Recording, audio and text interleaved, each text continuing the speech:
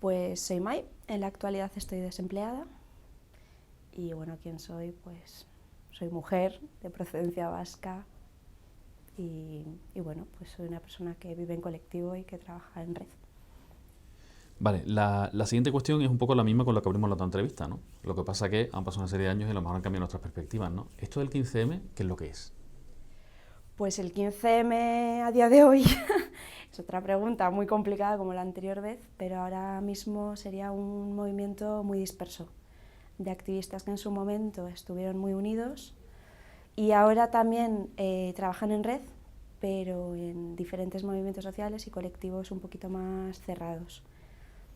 Ya no quedan tantas asambleas del 15M como, bueno, pues como en 2011, 2012, 2013. O sea, que ha habido como un cambio, ¿no? En la forma de encontrarse. Yo creo que ha habido una necesidad de hacer cosas mucho más palpables, mucho más tangentes. O sea, hasta al principio del 15M la idea era un poco más debatir, criticar, analizar y proponer nuevas formas de hacer, un nuevo sistema en el que todas cupiésemos, pero llegó un momento en el que el debate no nos estaba conduciendo a nada que pudiésemos palpar. Entonces yo creo que mucha de esa gente se ha ido moviendo hacia colectivos donde sí se hiciesen cosas que fueran visibles, ¿no? Con objetivos alcanzables. Uh-huh. En los últimos años, y relacionado pues con el 15M, ¿qué te parece a ti que ha sido lo más importante que ha pasado? Pues hombre, que se ha tejido una red y una conciencia política que no habíamos visto anteriormente, ¿no? Se han creado nuevos partidos políticos, que para mí es un experimento hacia lo institucional, pues que, bueno, que algunos han querido ver por ahí, otra gente hemos decidido quedarnos en la calle y seguir en la lucha de calle sin entrar en lo institucional y viendo la institución todavía como un problema más que como una solución. Bueno, pues han pasado muchas cosas, o sea, que la gente tenga esa capacidad de razonar o de hablar o de seguir debatiendo sobre política, yo creo que lo ha impulsado el 15M. Uh-huh. ¿Y qué te parece, viéndolo con perspectiva, qué es lo que hizo mal el 15M? Yo no creo que haya nada que se haya hecho mal. Viniendo de un movimiento social y viniendo de la calle y viniendo de gente que no ha sido militante previamente y de una conciencia política, no había un objetivo como tal. Entonces, si no hay un objetivo, no se pueden hacer las cosas mal. Puede que hubiese debates que fueran menos fructíferos, pero eso no significa que estuvieran mal hechos, sino que había una necesidad de debatirlos y luego no había una necesidad a lo mejor de alcanzar objetivos. Entonces no hay, o sea, yo no tengo una crítica negativa hacia el 15M. Uh-huh. Y 5 años después, antes me has contestado un poco, pero ¿a ti te parece que el 15M ha conseguido cambiar algo en la sociedad? O sea, ¿lo ves como presente en tu Sí, vida diaria? totalmente. De hecho, los medios de comunicación se refieren al 15M cada vez que hacen comparativas o hablan de partidos políticos. Este viene del 15M, este no, este es anti-15M. O sea, el 15M está presente en los discursos y en los programas electorales, está presente en el día a día de la gente. Eres o a favor o en contra del 15M, si vas, no sé, si estás hablando con el charcutero de tu barrio. O sea, que al final está presente prácticamente todo. Uh-huh. Y en tu caso, que tú además tenías una trayectoria previa de activismo en inmigración, ¿no? Pre-15M, este tipo de cosas, ¿a ti se puede decir que el 15M te ha cambiado de alguna forma? Sí, claro. Primero porque exponencialmente, o sea, tengo muchos más contactos, exponencialmente mucho más capacidad de hacer cosas. Luego porque las formas de hacer, las formas asamblearias del 15M siempre han sido muy amables, aunque hayamos tenido nuestros conflictos y nuestros, bueno, pues nuestros debates, ¿no? Como de cómo había que hacer, pero siempre ha sido mucho más amable que el activismo tradicional y siempre ha sido mucho más aperturista.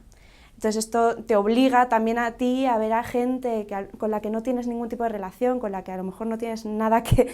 O sea, que un debate puede ser totalmente baldío, de repente te obligas a tener que argumentar mucho más para poder llegar a un consenso. Esto me lo ha dado el 15M. Muy bien. Ahora, hablando un poco de... Yo a ti, bueno, iba a decir te conocí, no te conocí, pero antes participaba mucho, nos veía mucho en la Asamblea Popular del Barrio de los Austrias, ¿no? Lo que era nuestra Asamblea de Barrio, que fue la descentralización que hubo del 15M a barrios, ¿no? ¿Cuál es el estado de esas asambleas a día de hoy? Pues bueno, hay barrios que no se mantienen como tal. Austrias, por ejemplo, no nos asambleamos ya más, pero sí que hay un trabajo de fondo que se sigue haciendo. En Austrias tuvimos 3 detenciones, Belén y Flavia las primeras durante la visita del Papa, y luego tuvimos la detención de otro compañero, de Fermín, después de la acción de Yo tiré de la palanca. Austrias no se reúne, pero sí se hace cargo de esas compañeras, entonces bueno, pues seguimos teniendo actividades para recaudar fondos, para pagar abogados, para pagar posibles multas que vayan a llegar. Y bueno, y luego también hay otras compañeras que están en otras cosas. Hay un grupo que está trabajando en un documental sobre feminismo que se hizo en su momento, en el que también colaboraste. Ese grupo sigue funcionando, sigue mandándonos información, sigue... O sea que Austrias no se reúne, pero sí seguimos trabajando. A mí la impresión que me da, y a lo mejor corrígeme, es que antes era una cuestión, digamos, geográfica, de la gente del barrio, nos juntamos aquí, y ahora parte de esa misma gente que siguen por ahí se reúne, pero en cuestiones como temáticas, ¿no? Para cuestiones concretas. Bueno, yo creo que las asambleas de barrio que siguen funcionando son aquellas que han sabido hacer suyo un espacio del barrio. Por ejemplo, la asamblea de Carabanchel, que ha sabido tener el eco al lado, no son el mismo grupo, pero sí que han sabido hacerse referencia de un espacio concreto del barrio.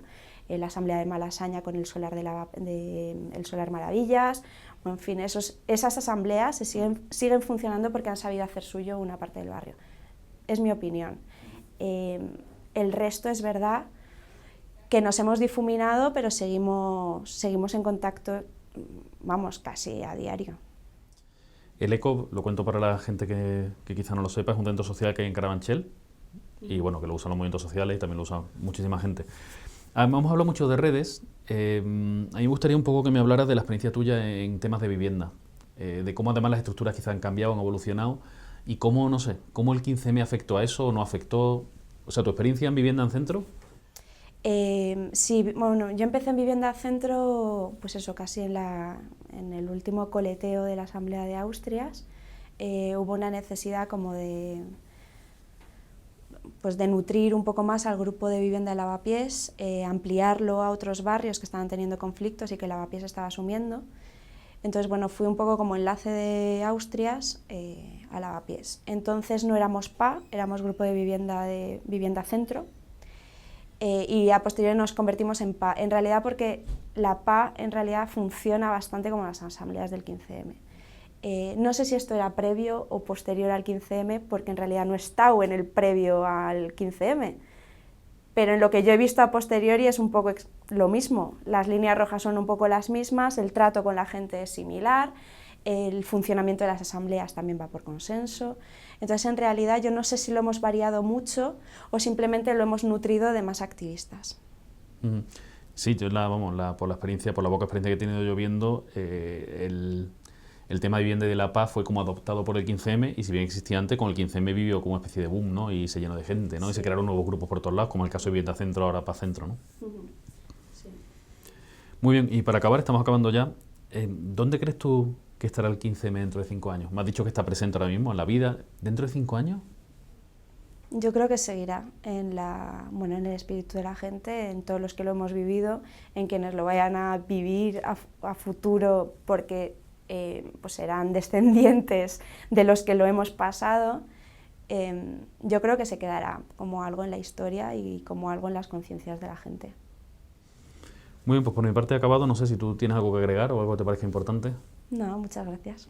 Pues nada, desde aquí te emplazo a que volvamos a hablar, si te parece, en 2021, para hacer los 10 años del 15M. Venga. Y cada 5 años vayamos haciendo esto hasta que seamos todos viejitos. ¿Sí? Perfecto. Pues muchísimas gracias. A vosotras.